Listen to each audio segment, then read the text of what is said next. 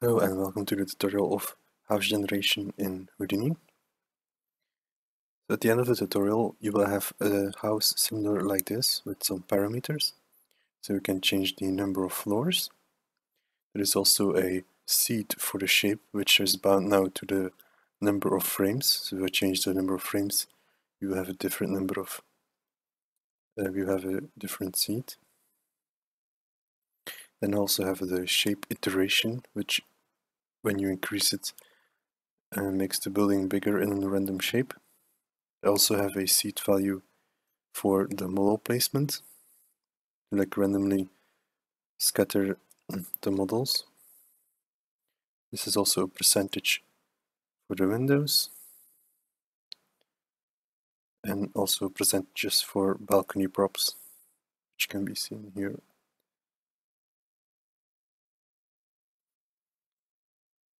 There's also option for adding a roof and a fence, of course, and they also work without each other.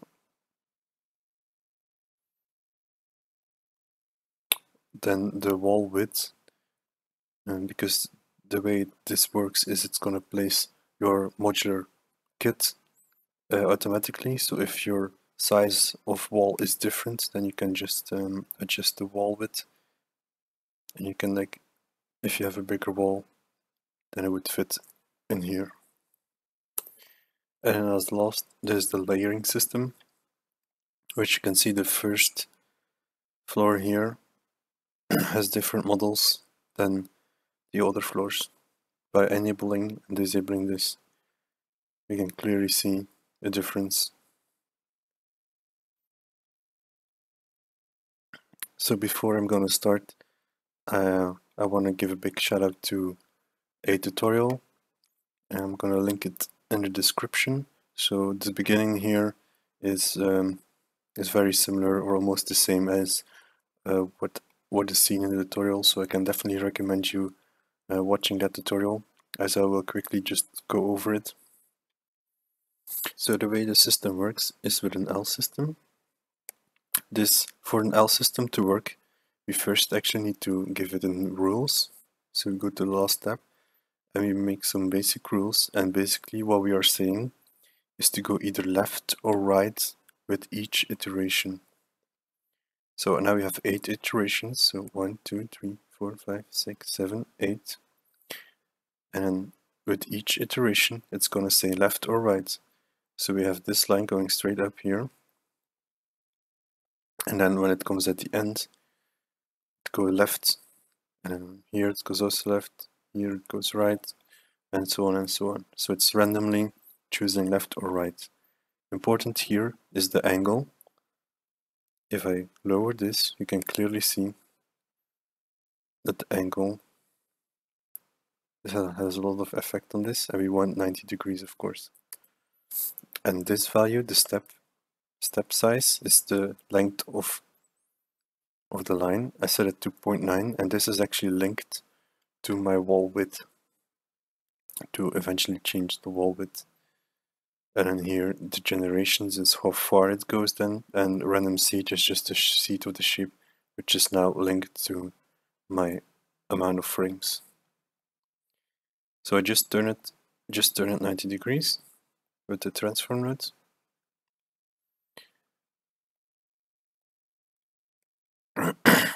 You can also create multiple inputs here. Let's say you don't always want to have a random shape, you can just plug in a grid and you can change it to how big you want. Or you can go with a curve and then just draw a curve, and then the building will be built around the curve, of course. So first of all I'm going to fuse, so fusing points together. Then I'm going to give it normal information, which can be also seen in the geometry sprite sheet. So if I go back to my fuse and I go to the geometry sprite sheet, this will show information about, here I'm in points, so this will show information about the points, and this is the position, and I don't have normal information. And with this polyframe node I will make normal information, and this is needed to copy our grid on.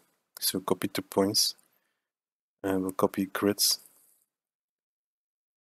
on these points, and then we just fuse them together, convert it to a line, do some resampling. The resampling is done for the middle point, which can be used later for placing walls. And we also need to enable the curve view, which is going to be very important later. And the curve view can also be found here in the geometry sprite sheet, and we will later use this value. So with the add node, we're going to delete the lines that we have here, and then with the wrangle node, I'm gonna write some code to connect everything together. And the big difference is here, when you go back to your original shape, you can see that those are not connected, and with some code, you can actually connect them all together.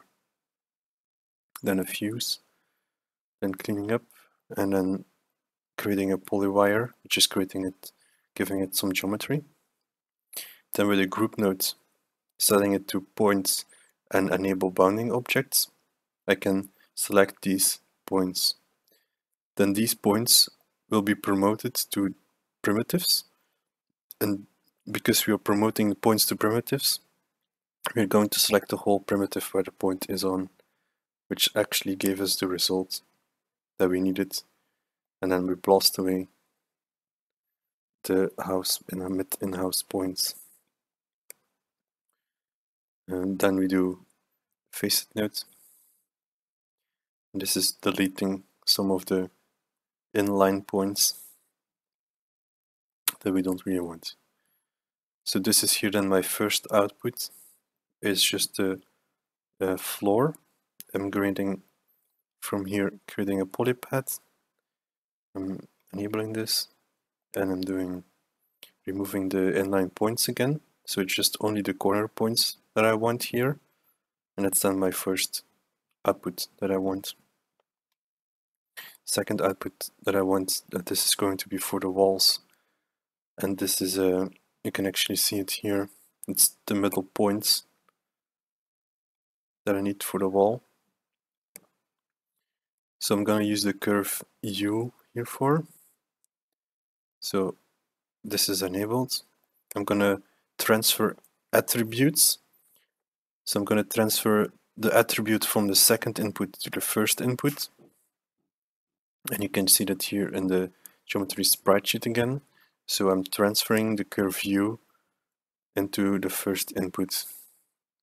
And what we can see is that every point that's curve U 0.5, we need to keep them. So I make an expression here. I'm going to say delete non-selected. So everything that's not 0.5 will be deleted. And eventually we get the result that only the middle points here are kept. Then next is we need to give it some correct normal information. This is important when we are starting to place a wall on here, that it's facing the right direction. This is also with an attribute transfer. And here I go back to where I copied my grid. I do the polyframe again. I'm doing resampling it. And these are the normals that are interesting for me. And I'm transferring the information in here. And this is then the output. Then some points for the roof. These are the roof midpoints. I'm just taking this information, giving it the right normals, and this is then the output. And then as last, what I wanted to have edges that are going outwards, and then also edges that are going inwards. I want to have them separately because I'm going to place different models. On the inside and on the outside. So what I did is I did a polyfill. Then I tried to first use the PC open, which is for point clouds. didn't really work perfectly. There were some cases that it didn't work, and then I tried to use the PC convex, which gave me a good result of selecting the invert point. So then I copy a box on it, and then with a group node I can select now this point. So, and then we have this here, which is basically giving me the right normal direction to copy models on. So I'm started out from here, so because I like the normal direction of those, and then I just filtered them out. So then I select all the corner points and blast them away, and then do a add node, which is keeping only points, and then fuse it together to fix this lost issue.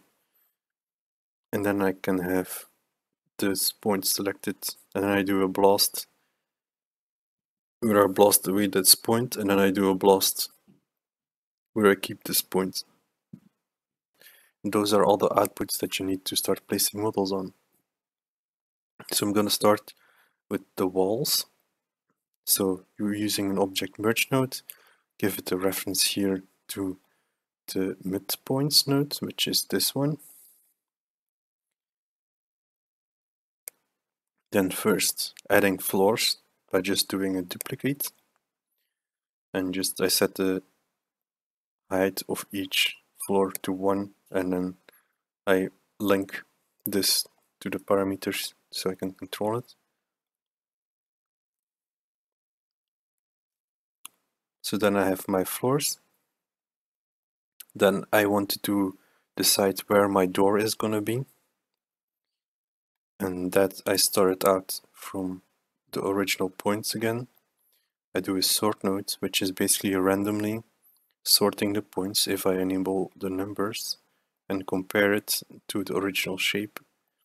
You can see the numbers are different, so they are randomly sorted. This can then be used as seed value for where my door is going to be. And then I'm just going to say how many doors that I want. So now I have one door, and I'm just going to say if current point number is bigger than those numbers, plus minus 1 of course, then just delete them. So which is the result, 0.1 and 0.0 I'm going to keep. So if I increase this, I can make more doors if I need it. Then I'm gonna copy a box on it and put it in here. So this is my door point. Then next, I want to decide the windows, if a wall needs to be a window or not. First, I had like a little bit more setup with different nodes. I can show you actually this first. So first, what I did is blasting away the door point, because I don't want to have like a wall or a window being there, because I want the door to be there.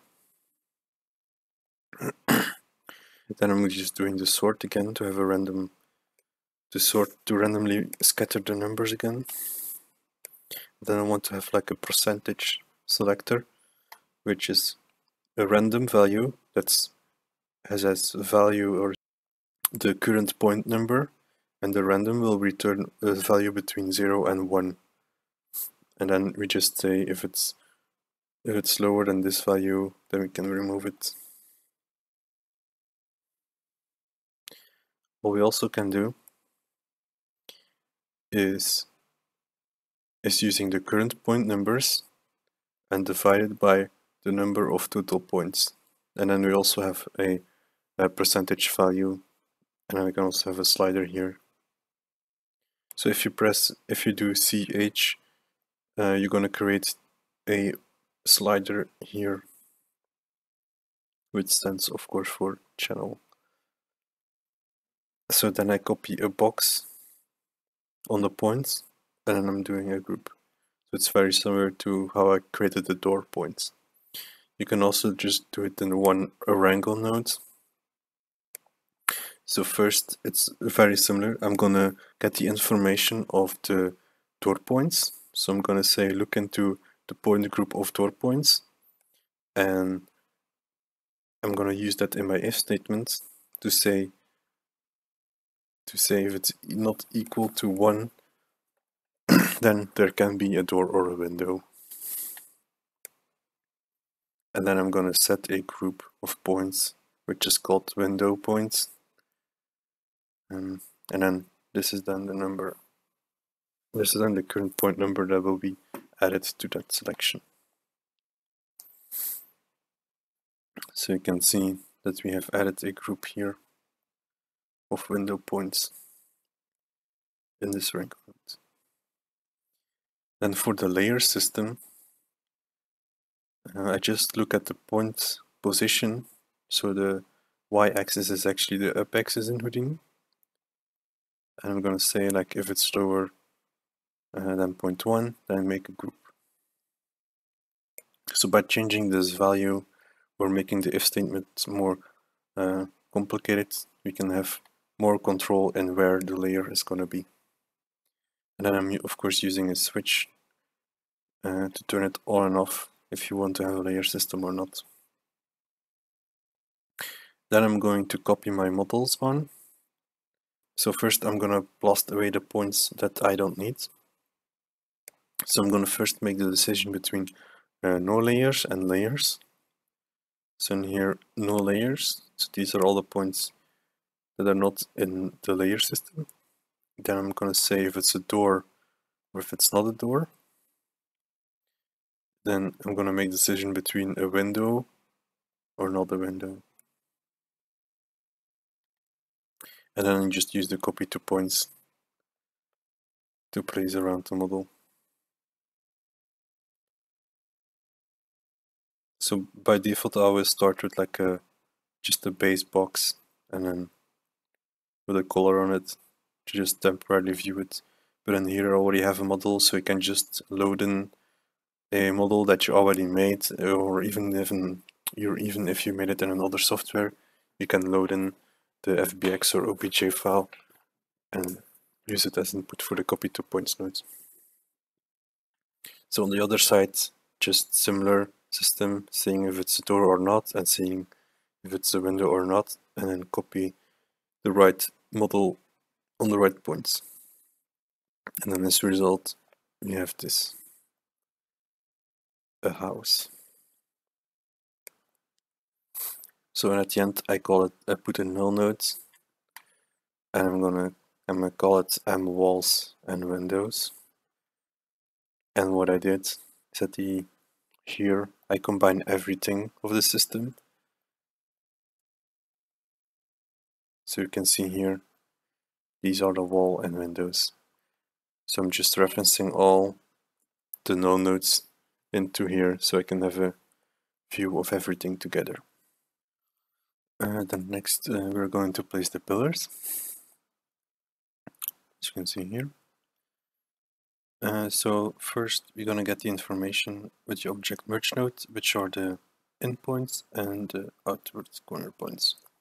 For the inward point, I use a little wrangle node, and this is going to push the point along the normal, which can be very handy sometimes to just push the normal a little bit. And then next I'm going to duplicate as much as there are number of floors. So this is linked to my controller and then the parameter of the number of floors. Then I have to again put the layer system in here. So same as in the wall. I'm just blasting away what is the layer, what's in the layer and what's not in the layer. So you can see here I have some different models with a edge on here than these ones. And simply merging them together, and that's done. You can see here we can tweak this position easily. If it's maybe if this point is maybe too much in the shape and we need to push it out along the normal, that's no problem. Then next is the balcony. So I'm gonna get the window points, which can be found actually here. So I actually made a few merge nodes here. You should also just do it with, you can also just do it with no nodes. And this is just a collection of all the door points, collection of all the window points, and all the wall points. So I'm referencing here all the window points. And I'm going to do the percentage thing again. And I'm just going to say how much of them needs a balcony. And then we can have the parameter slider in my controller. So you can also make a more complicated system here, where you have like multiple models as input. And here they're all the same, like small air conditioning and some flowers.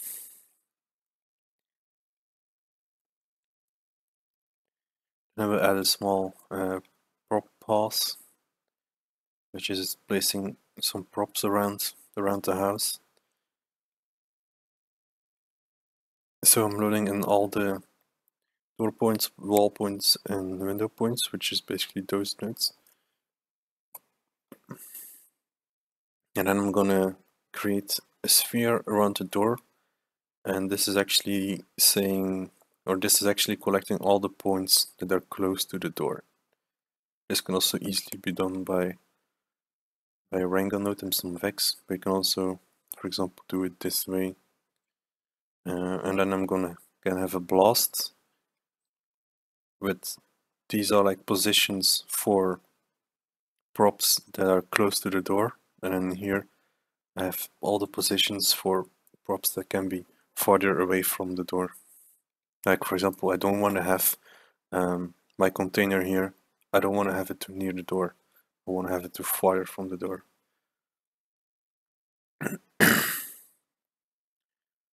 Then I'm just going to delete the upper floors here, because I want to have my container and my boxes on the first floor, on the lowest floor. And then in here you can use the other information here to place more props around, like pipes or wires or whatever you can think of. But in here I'm just showing the idea of it. So I'm using those points then to copy the grid on it. And this grid is representing all the possible ways where all the possible locations for my props. And what I then do is a poly extrude to define the area sort of, and this is going to make sure that props are not too close to each other and don't intersect too much with each other. Then I do a scatter node, which is randomly scattering points along the geometry, along the surface of the geometry. As you can see, it's just, in here we have 5 points that are randomly scattered. And what I do then is set the position to 0. And then do a snap on average.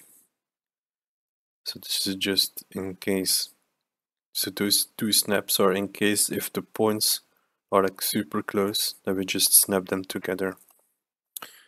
And I use the average one because then it's just the average of the 2 points. Then we have this system here, which can also be found in the tutorial that I mentioned in the beginning. So you should definitely look to that tutorial to have the system. So what the system does, it's randomly placing those models on the points we have. So we have 4 points, and it's randomly based on a seed value, is going to choose one of these models and place it on the points. So if you want this system also, you can definitely take a look at the tutorial. And then this is then our final position, and then put it in output. So you have like room in here to add more models and props. Then we can do the the roof and the fence. So in here I start by loading in the midpoints of the roof. I'm also loading in the corner points. And what I first want to do here with the midpoints is I want to blast away actually the corner points that we had here, because I want to make a difference in models. So we have 3 models. So we have the corner piece, we have the piece that's more for the inward points, then we just have a normal roof. So I'll blast away all the corner points, then I will merge the midpoints, which I used for the wall. And you can see these are all the points I'm going to use for the normal piece. I'm going to do an add node, which is deleting these lines. So then I'm just using a transform node and given the amount of floors. So it's going to just put it up. It's 3 units because I have 3 floors right now. And then I just also, the other ones, the corner points, just using a transform node. And then we have all the models that are being loaded in.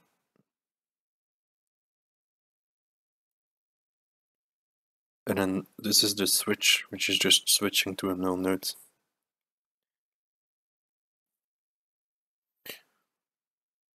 Then I use these information for my fence. Because I want to, for example, have a fence on the roof, so I have to find that area. But first, let's say we don't have a roof and we just have a normal fence. Then I use the midpoints and I'm gonna use a transform to put it as high as we have the amount of floors. And I copied a grid, which is actually set by 1, 2. So it's actually just a line. And I copied this because I want multiple fences along the way. And then this is already enough for just the fence with no roof. And then in here, I created the corner points, get all the corner points, and then copy a corner for the fence. Now we have corner piece. Then what if we have a roof? So I'm gonna push along the normals. So I'm gonna push them in as far as they need to be depending on your models. So these are just the normal position of, so it's gonna be from this one. And I'm gonna also make this grid here. I'm gonna add normals to it. And I'm gonna blast away half of it. So I have these information. And this is actually for those 2 points. Because if I go here, I don't have this information. And I need that information for my fences. So this was one way you can do it. This is by using the inward point. And then here we just get the corner points and then copy the models on it. And that's it. And then we just output it. Also switch node to enable it on and off. And then as last is the shape for at the top of the building.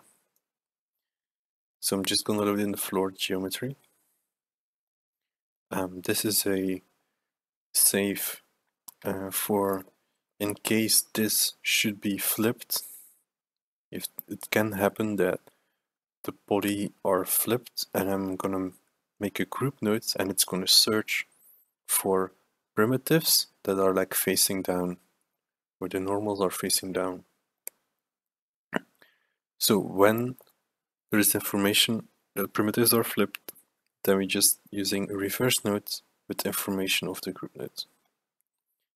And then I just use a transform, place it as high as there are as floors. And then this is a variation of when I have a roof. I'm gonna do a end set to make it fit along the roof. And that's then it for the generation. And then when you combine everything here, this is then the result of the house.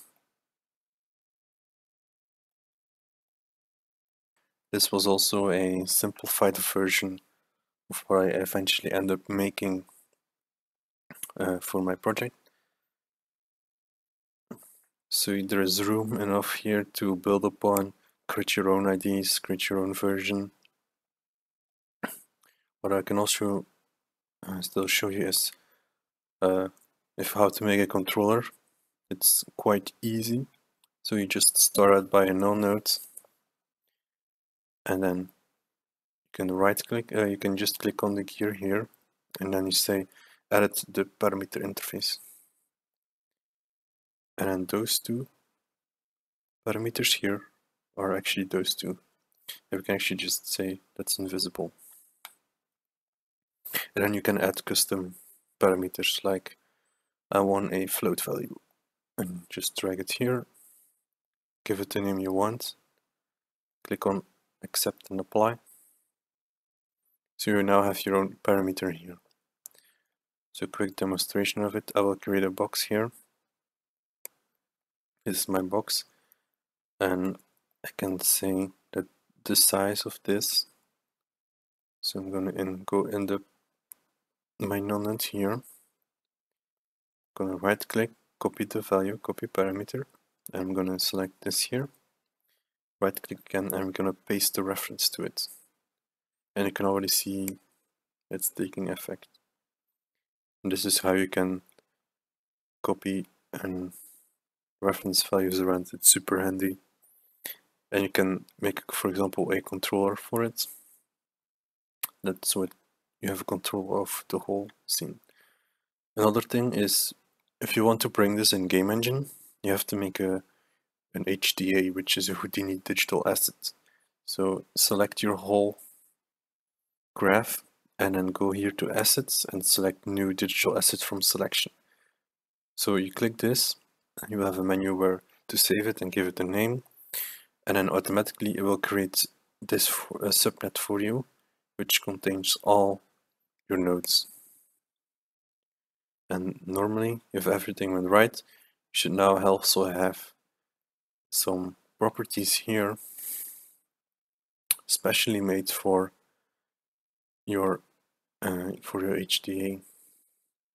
And I can actually just drag and drop these parameters in here. And now I have created my own tool for house generation.